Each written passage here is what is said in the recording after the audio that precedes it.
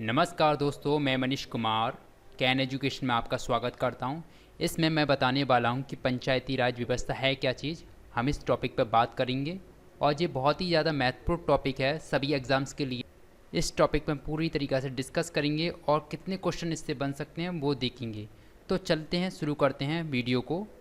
सभी एग्ज़ाम्स के लिए इम्पोर्टेंट है, इसलिए पूरी देखें इसे। पंचायती राज की स्थापना जो होती है वो सामुदायिक विकास कार्यक्रम के आधार को मानकर होती है। तो पहले समुदाय विकास कार्यक्रम क्या है उसके बारे में हम जानते हैं। भारत में सामुदायिक विकास कार्यक्रम की जो शुरुआत हुई थी 2 अक्टूबर 1952 में हुई थी। कब हुई थी ये शुरुआत? 2 अक्टूबर 1952 में। समुदाय विकास कार्यक्रम का मुख्य उद्देश्य क्या था? इसका उद्देश्य क्या था ये देख लेते हैं। सबसे ज़्यादा इम्पोर्टेंट, इसका उद्देश्य देश के आर्थिक और सामाजिक विकास में जनता की भागीदारी को सुनिश्चित करना। यानी कि जनता की भागीदारी कौन थी? सबसे पहले हम देखते हैं कि हमारी जनता थी वो ज़्यादातर उस समय हम क्या रहते थे, ग्रामीण क्षेत्र में। ग्रामीण एरिया था वो। सभी हमारी देश की आबादी का कम से कम 95% उसी एरिया में जुड़ा हुआ था। अब बात करते हैं, अब तो 70% है जो ग्रामीण क्षेत्र से जुड़ा हुआ है। जब हम बात करते हैं, पहले था जो 1952 के दशक में, तो 96% जो आबादी थी वो पूरी की पूरी तरह से ग्रामीण क्षेत्रों पर डिपेंडेबल थी। तो उनके विकास करने के लिए, वहाँ के लोगों का विकास करने के लिए, जिनका आर्थिक और सामाजिक स्ट्रक्चर को मजबूत करने के लिए इस प्रोग्राम को डेवलप किया गया था। कौन सा है? समुदाय विकास कार्यक्रम। तो इसी को इम्प्रूव कर कर आगे बनाया गया था पंचायती राज सिस्टम। आप देख सकते हो थोड़ा इसमें मिस्टेक हो रही है। तो पंचायती राज बनाया गया था। पंचायती राज का जो स्टार्टिंग हुई थी और 1959 यानी कि 1959 में इसको स्थापित किया गया था। किसके द्वारा? नेहरू के द्वारा स्थापित क्या हुआ था? राजस्थान राज्य के नागौर सिटी के अंदर किया गया था। यानी कि एक कह सकते हैं पायलट प्रोजेक्ट के रूप में से शुरुआत किया गया था इसे। 11 अक्टूबर 1959, 11 अक्टूबर 1959 को नेहरू ने आंध्र प्रदेश के राज्य में पंचायती राज को इस प्रारंभ कर दिया। यानी कि स्टेबल कर दिया गया इसे 11 अक्टूबर को। इसे कहाँ से? आंध्र प्रदेश से स्थापित किया गया था नेहरू के द्वारा। इसे आपको याद करना है, रखना है। आप समय समय पर इसका स्क्रीनशॉट भी ले सकते हो। यह राज्य सूची का विषय है। राज्य सूची का विषय है तो किस सूची के अंतर्गत आता है? 7वीं सूची के अंतर्गत आता है यह विषय। इस पर केंद्र सरकार इन विषयों पर क्या नहीं बना सकती? कोई भी कानून नहीं बना सकती। केंद्र सरकार इन पर कानून नहीं बना सकती। मोस्ट इम्पोर्टेंट 73वां संविधान संशोधन पंचायती राज से संबंधित है। किससे संबंधित है? 73 यानी 73वां संविधान संशोधन पंचायती राज से संबंधित है। इसके द्वारा संविधान के भाग 9 अनुच्छेद 243 और 11वीं अनुसूची का प्रावधान किया गया है। कौन सी सूची का प्रावधान किया है? 11वीं सूची का प्रावधान किया गया है। संविधान के अनुच्छेद 40 के तहत पंचायती राज व्यवस्था के बारे में उल्लेखित है। जो सबसे ज़्यादा पूछा जाता है। अनुच्छेद 40 किससे संबंधित है? आर्टिकल 14 किससे संबंधित है? पंचायती राज व्यवस्था के बारे में है। और इसके बारे में यह लिखित करता है किसके बारे में? पंचायती राज सिस्टम के बारे में उल्लेखित कर। पंचायती राज व्यवस्था में सुझाव देने के लिए समय समय पर कई समितियां का गठन किया गया था। यानी कि इन समितियों को हादर मान गई तो इसको बनाया गया था। तो इन समितियों ने सुझाव दिए थे कि पंचायती राज व्यवस्था होनी चाहिए, इसमें इम्प्रूवमेंट होनी चाहिए। तो समितियाँ इनके लिए बनाई गई समय समय पर। तो किस तरह की समितियाँ थी उनके बारे में जानते हैं। तो बलवंत राय मेहता समिति थी।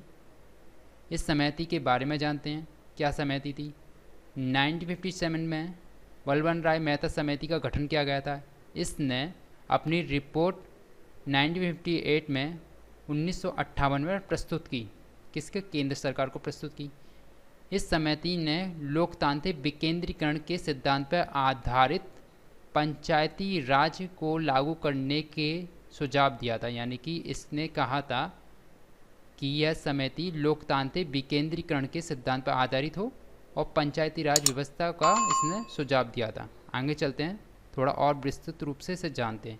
इस समिति ने कहा कि पंचायती राज व्यवस्था 3 स्तरीय होनी चाहिए। कितने स्तरीय होनी चाहिए? 3 स्तरीय होनी चाहिए। नंबर 1 डिस्ट्रिक्ट लेवल पर, जैसे कि इसमें देख सकते हैं यहाँ पर डिस्ट्रिक्ट लेवल पर जिला परिषद, ब्लॉक लेवल पर ब्लॉक पंचायत और विलेज लेवल पर ग्राम पंचायत की इसमें बात की गई, जिसमें यहाँ पर हमने लिख रखा है, इसमें आप इसे देख सकते हो।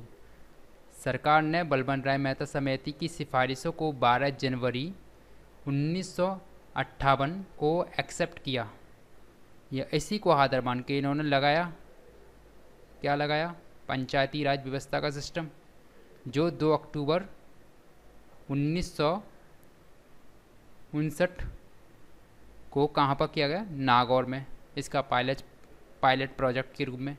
एक और समिति है जो है अशोक मेहता समिति, इसी पंचायती राज व्यवस्था से संबंधित। तो अशोक मेहता समिति क्या कहती है, इसके बारे में जानते हैं। पंचायती राज को एक और अधिक प्रभावी बनाने के लिए 1977 में अशोक मेहता समिति का क्या किया गया, गठन किया गया। कब किया गया, 1977 में किया गया। इस समिति ने 1978 में अपनी रिपोर्ट प्रस्तुत की और इसने कुल 132 सिफारिशें या संशोधन हम कह सकते हैं, इसने 132 इसमें सिफारिशें दी। इस समिति ने पंचायती राज को 2 स्तरीय बनाने का सुझाव दिया, यानी कितने स्तरीय होनी चाहिए, 2 स्तरीय होनी चाहिए। जैसे कि हम बात करें, यहाँ पर देख सकते हैं डिस्ट्रिक्ट लेवल पर जिला परिषद, मंडल पर लेवल पर मंडल पंचायत, ये 2 स्तरीय थी। किसके द्वारा कही थी, अशोक मेहता समिति के द्वारा 2 स्तरीय पंचायती समिति के बारे में। लेकिन समिति की सिफारिशों को लागू नहीं किया गया, यानी कि इनकी जो सिफारिशें दी थी इन्होंने अमेंडमेंट करने की, संशोधन करने की, उनको लागू नहीं किया गया। डॉक्टर पीबी के राव समिति, इसके बारे में जानते हैं, ये क्या बोलती है पंचायती राज व्यवस्था के बारे में, तो इसे जानते हैं। 1985 में पीबी के राव की अध्यक्षता में एक समिति का क्या गया, गठन किया गया। समितियां हमेशा इसलिए बनाई जा रही हैं कि पंचायती राज व्यवस्था में सुधार किए जाएं, किसी तरह से उसमें अपडेट किए जाएं, जिससे कि बेहतर प्रशासन व्यवस्था दी जाए। इसलिए यह समितियां गठन की जा रही है समय के साथ साथ। इस समिति ने राज्य स्तर पर राज्य विकास परिषद, जिला स्तर पर जिला परिषद, मंडल स्तर पर मंडल परिषद, पंचायत और गांव के स्तर पर गांव सभा के गठन की बात की, यानी कि 4 स्तरीय बात कर रही है। कौन सी, डॉक्टर पीबी के राव समिति। परंतु इसकी सिफारिशों को अमान्य कर दिया गया। कैसा कर दिया गया, अमान्य कर दिया गया। इसमें देख सकते हैं स्टेट लेवल पर बात हो रही है तो स्टेट डेवलपमेंट परिषद की बात हो रही है, डिस्ट्रिक्ट लेवल पर डिस्ट्रिक्ट परिषद की बात हो रही है, मंडल लेवल पर मंडल पंचायत की बात हो रही है इसमें, और विलेज लेवल पर विलेज असेंबली की इसमें बात कही गई है। जिस सिफारिश को क्या किया गया था, अमान्य कर दिया गया था। किसकी समिति थी, डॉक्टर पीबी के राव समिति थी। इसने 4 स्तरीय समिति का वर्णन दिया था। आगे चलते हैं, डॉक्टर एल.एम. सिंधवी समिति के बारे में देखते हैं। Doctor LM. सिंधवी समिति, 1986 में एल.एम. सिंधवी समिति का गठन किया गया। इसका उद्देश्य था पंचायती राज व्यवस्था की जांच करना, किस तरह की व्यवस्था चल रही है उसके बारे में था। इस समिति ने ग्राम सभा को पुनर्जीवित करने की बात की और पंचायती राज में नियमित चुनाव करने की पर बल दिया, यानी कि ये कह रही है कि ग्राम सभा को पुनः जीवित किया जाए, यानी कि उनकी स्थिति बदतर हो गई थी, सही से इम्प्रूव नहीं कर पा रही थी, सही से काम नहीं कर पा रही थी, तो इसलिए पुनर्जीवित करने की बात इस समिति ने की थी। प्लस क्या कही थी कि नियमित इसमें क्या होनी चाहिए, चुनाव होने चाहिए। इसकी प्रक्रिया पर बल दिया गया था। किसके, एल.एम. सिंधवी। इस समिति ने पंचायती राज को संवैधानिक दर्जे देने की बात की। किस समिति ने की, एल.एम. सिंधवी समिति ने कही है पंचायत राज को एक संवैधानिक कैसा दर्जा देना चाहिए, संवैधानिक दर्जा देने की बात कही है। पंचायतों को आर्थिक रूप से आत्मनिर्भर बनाने के लिए वित्तीय संसाधन उपलब्ध कराने की सिफारिश भी किस समिति ने की, डॉक्टर एल.एम. सिंधवी समिति ने की। ये तो इसके मुख्य पॉइंट थे जो आपने देखे। इसके बाद हम देखते हैं पी के थुंगन समिति के बारे में। 1988 में बनती है ये समिति। इस समिति ने संवैधानिक दर्जे प्रदान करने का सुझाव दिया था, यानी कि ये समिति सेम सिंधवी समिति जैसा ही बोला उसने कि संवैधानिक दर्जा दिया जाए। 1989 में राजीव गांधी द्वारा इस सुझावों को मानकर 64वां संविधान संशोधन बिल लोकसभा में प्रस्तुत किया, जो लोकसभा द्वारा पारित परंतु राज्यसभा द्वारा द्वारा नामंजूर कर दिया गया। यानी कि हम कह सकते हैं कि राज्यसभा में उनका बहुमत नहीं था, लोकसभा में उनका बहुमत था, इसलिए वो पास हो गया, पर राज्यसभा से पारित नहीं हो पाया। परंतु पी.वी. नरसिंह राव द्वारा 73 बार संविधान संशोधन दोनों सदनों द्वारा पारित कर दिया गया और 24 अप्रैल 1993 से 73 बार संविधान संशोधन पूरे देश में लागू हो गया। यानी कि एक संवैधानिक दर्जा मिल गया और जिसे किसके द्वारा प्रस्तुत पारित कर दिया गया, किस सरकार में, पी.वी. नरसिंह राव की सरकार में पारित कर गया और संविधान संशोधन बना। ये 73 बार संविधान संशोधन बना। 24 अप्रैल को क्या है, पंचायती राज दिवस के रूप में ही मनाते हैं। यहाँ लिखा हुआ है 24 अप्रैल को ही पंचायती राज के रूप में मनाया जाता है। यानी कि पंचायती दिवस कौन सा होता है, 24 अप्रैल को। जी आपको नोट करना है। इसके लिए शॉर्ट आप लेते रहें, आगे चलते हैं।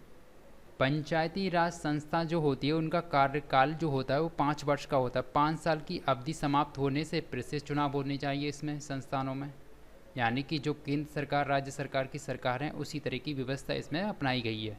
यदि पंचायत की अवधि पूर्व विघटन हो जाता है, यानी कि इसका विघटन कैसे पूर्व हो जाता है, पहले विघटन हो जाता है, जो अवधि 5 साल की उससे पहले विघटन हो जाता है, तो विघटन के 6 माह के अंदर क्या होने चाहिए, चुनाव होने चाहिए इसमें।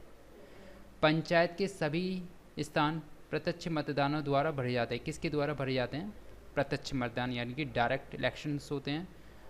प्रत्येक पंचायत का एक अध्यक्ष होता है और जिसका चुनाव राज्य द्वारा पारित विधि के अनुसार होता है। अनुसूचित जातियां, अनुसूचित जनजातियां और पिछड़े वर्गों के लिए उनकी जनसंख्या के अनुपात में आरक्षण का प्रावधान इसमें दिया गया है। यानी कि 1/3 स्थान तो महिलाओं के लिए रिजर्व रखा हुआ है। 1/3 भाग यानी 33% हम कह सकते हैं महिलाओं के लिए रिजर्व है पंचायती राज व्यवस्था के लिए। और SC ST और पिछड़े व OBC के लिए, जो भी बैकवर्ड क्लास के व्यक्ति हैं, उनके लिए उनकी जनसंख्या अनुपात में आरक्षण का प्रावधान दिया गया है। पंचायतों के चुनाव के लिए नियमित उम्मीदवारों की न्यूनतम आयु जो बात की गई है 21 ईयर्स की होनी चाहिए। यानी कि जो उम्मीदवार है जिसमें जो पार्टिसिपेट लेगा, जिसकी एज कितनी हो जाए, 21 ईयर्स होनी चाहिए। ये मोस्ट इम्पोर्टेंट है। जो इलेक्शन में खड़ा होगा उसकी उम्र कितनी होनी चाहिए, 21 ईयर्स। पंचायती राज के त्रिस्तरीय ढांचे का प्रावधान किया गया है। यानी किस तरह के ढांचा है पंचायती राज का, त्रिस्तरीय। किसने दिया था, अशोक मेहता समिति ने दिया था कि बलवंत राय मेहता समिति ने दिया था। किसने दिया था, अपने जवाब कमेंट में करो, इसे अब भी लिखो किसने किया था, बताया पहले। 73वें संविधान संशोधन के बाद पंचायती राज अधिनियम का निर्माण करने वाले प्रथम राज्य कौन था, वो था कर्नाटक।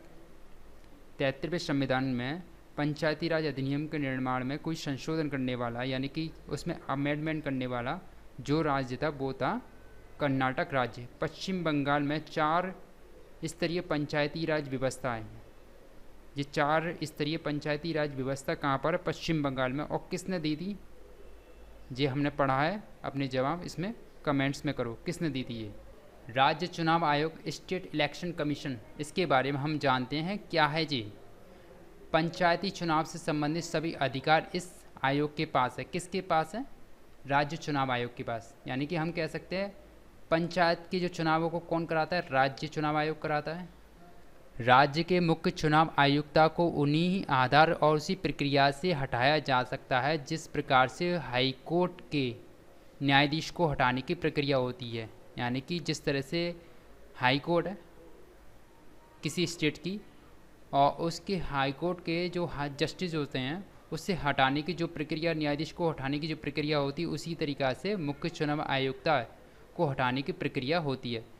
चुनाव प्रक्रिया प्रारंभ हो जाने पर न्यायालय उसमें हस्तक्षेप नहीं कर सकता। यानी कि चुनाव की जो प्रक्रिया शुरू हो गई तो उसमें कोई भी हस्तक्षेप नहीं कर सकता। क्या, कौन नहीं कर सकता इसमें, न्यायालय, कोर्ट उसमें कोई भी हस्तक्षेप नहीं कर सकती। राज्य वित्त आयोग, स्टेट फाइनेंस कमीशन के बारे में हम जानते हैं क्या है जी। राज्यपाल प्रत्येक 5 वर्ष पर एक वित्तीय आयोग का गठन करता है। कौन गठन कर रहा है इसका, राज्यपाल कर रहा है, 5 वर्ष के लिए कर रहा है वित्तीय आयोग का गठन, जो राज्यपाल को सिफारिश देता है। यानी कि कुछ भी काम करेगा जो राज्यपाल को बताए। आयोग के प्रमुख कार्य, राज्य वित्त आयोग है, उसके क्या कार्य हैं उसे हम जानते हैं। राज्य द्वारा वसूले गए करों, शुल्कों, पथ करों, राज्य और पंचायतों के विवरण के बारे में इसमें दिया गया है, यानी कि वो किस तरह से उनसे टैक्सेस कलेक्शन करती है। यहाँ से आयोग जो फाइनेंस कमीशन जो है जो स्टेट की, वो यहाँ से किस तरह से टैक्सेस कलेक्शन करती है उसके बारे में। पंचायतों के लिए सहायता अनुदान देना, यानी कि वो पंचायतों के लिए अनुदान फाइनेंस करती है, यानी कि किस तरह के उसे फैसिलिटी दिए जाए जिससे कि वो अपना डेवलपमेंट कर सके। पंचायतों की वित्तीय स्थिति में सुधार करने के लिए उपाय सुझाना, यानी कि पंचायतों को किस तरह से उनकी वित्तीय स्थिति में सुधार हो, उसके लिए भी यह सुधार हो तो इसके लिए भी स्टेट फाइनेंस कमीशन कार्य करती है। तो ये थे इसके कार्य, आप स्क्रीनशॉट ले सकते हैं। नगरीय प्रशासन, नगर पालिका, इसके बारे में जानते हैं क्या है ये। इसके बारे में म्युनिसिपल गवर्नमेंट, जो शहरों की गवर्नमेंट होती है, नगर निगम कहते हैं जिसे, उसके बारे में जानते हैं इसमें। इस व्यवस्था को कानूनी रूप 1687 में दिया गया था, जब ब्रिटिश सरकार द्वारा मद्रास शहर के लिए नगर निगम संस्थान की स्थापना की गई थी। कहाँ पर सबसे के लिए पहले की गई थी? मद्रास में, शहर में की गई थी ब्रिटिश सरकार के द्वारा 1687 में। तब जो है इसे कानूनी रूप दिया गया था। जब पूछ सकता है कि सबसे पहले नगर निगम कहाँ पर इस्टेब्लिश्ड हुआ था, तो मद्रास शहर आप लिख सकते हो उसके लिए। 1793 70 के चार्टर अधिनियम के द्वारा मद्रास, कोलकाता, मुंबई के तीनों महानगरों में नगर निगमों की स्थापना की गई। मद्रास, कोलकाता, मुंबई के तीनों महानगरों में नगर निगमों की स्थापना किसके द्वारा? 1793 के चार्टर्ड एक्ट के द्वारा की गई थी। लॉर्ड रिपन स्थानीय स्वशासन का जनक कहा जाता है। तो स्थानीय स्वशासन है क्या चीज़? हमने पढ़ा था पंचायती राज व्यवस्था, ग्रामीण शहरों में पंचायती सिस्टम, और शहरी क्षेत्रों में जो होती है वो होती है नगर पालिका का, जिसमें पार्षद वगैरह होते हैं, आपके ब्लॉक प्रमुख वगैरह होते हैं, इस तरह से वो होते हैं आपके नगरों में। ये आपको देखने को मिलेगी व्यवस्था। तो इसके जो जनक थे वो थे लॉर्ड रिपन। 74वां संविधान संशोधन नगर निगम पालिकाओं से संबंधित, यानी कि आपका जो 74वां संविधान संशोधन है वो नगर पालिकाओं से संबंधित है। किससे संबंधित है? स्क्रीनशॉट ले लीजिए आप। नगर पालिकाओं से संबंधित है। इसके द्वारा संविधान के भाग 9 का अनुच्छेद 243 और 12वीं सूची अनुसूची में जोड़ा गया है। किस में जोड़ा गया है? 12वीं अनुसूची में जोड़ा गया है, जो संविधान के भाग 9 का अनुच्छेद आर्टिकल 243 में है। नगर पालिका आपकी कितने प्रकार की होती है? 3 प्रकार की होती हैं। कैसी होती हैं उसके बारे में जानते हैं। नगर पंचायत, नगर परिषद और नगर निगम। तो सबसे पहले हम देखते हैं नगर पंचायत। ऐसा क्षेत्र जो ग्रामीण क्षेत्र से नगर क्षेत्र में संशोधित हो रहा है, यानी कि उसमें डेवलपमेंट हो रहे हैं। जो ग्रामीण था पहले धीरे धीरे क्या बनना है, वो शहर में तब्दील हो रहा है। नगर परिषद छोटे नगर क्षेत्रों के लिए, छोटे छोटे नगर क्षेत्रों के लिए आपका नगर परिषद है। नगर निगम बड़े क्षेत्रों के लिए होती है आपकी नगर निगम। नगर पालिकाओं के 18 कार्यों का उल्लेख है। नगर पालिकाओं के कितने कार्यों का उल्लेख है? 18 कार्यों का उल्लेख है, जो 73वें संविधान सूची में है, जो संशोधन की गई है उसके अंदर लिखा हुआ है भाग 9 में। तो उसके जो कार्य हैं, जैसे कि हम देख सकते हो उसके भूमि उपयोग के बारे में, जल निकासी वगैरह के बारे में, इसमें स्वास्थ्य के बारे में है, शिक्षा के बारे में, शहरी योजना किस तरह की हो उसके बारे में है, अग्निशमन सेवाएं यानी कि जो फायर ब्रिगेड की सर्विसेज होती हैं उसके बारे में ये आपका होता है नगर निगम के कार्य। तो उसके बारे में इसमें उल्लेखित किए गए हैं। कार्यों की संख्या है कितनी है? 18। आगे चलते हैं। नगर पालिकाओं में महिलाओं के लिए 1/3 भाग क्या है? रिजर्व, यानी कि हम कह सकते हैं 33% जो भाग है रिजर्व किसके लिए? महिलाओं के लिए रिजर्व है नगर निगम में, जो पार्टिसिपेट लेंगे इलेक्शंस के लिए उनके लिए। नगर पालिकाओं में अनुसूचित जाति, जनजातियों, पिछड़े वर्गों की जनसंख्या के अनुपात में आरक्षण का प्रावधान है। जो हमने उसमें पंचायती राज के सिस्टम, पंचायतों के बारे में पढ़ा था, वो सेम नगर निगमों के बारे में, ग्रामीण क्षेत्र के बारे में पढ़ा था, वही शहरों के बारे में है। इसका कार्यकाल कहाँ के लिए? 5 वर्ष का होता है। जो है जो शहर की नगर निगम व्यवस्था होती है उसका कार्यकाल 5 वर्ष का होता है। विघटन की स्थिति में 6 माह के अंदर चुनाव कराना होता है। कितने माह के अंदर कराना होता है? 6 माह के अंदर कराना। नगर पालिकाओं का सदस्य बनने के लिए यानी पार्षद बनने के लिए न्यूनतम आयु कितनी होनी चाहिए? 21 वर्ष होनी चाहिए। और मैं उम्मीद करता हूँ आपको वीडियो अच्छी लगी होगी, वीडियो से काफ़ी इन्फॉर्मेशन आपने ली होगी। तो ये तो रही व्यवस्था नगर निगम के बारे में। Thank you for watching. धन्यवाद आपका सभी का।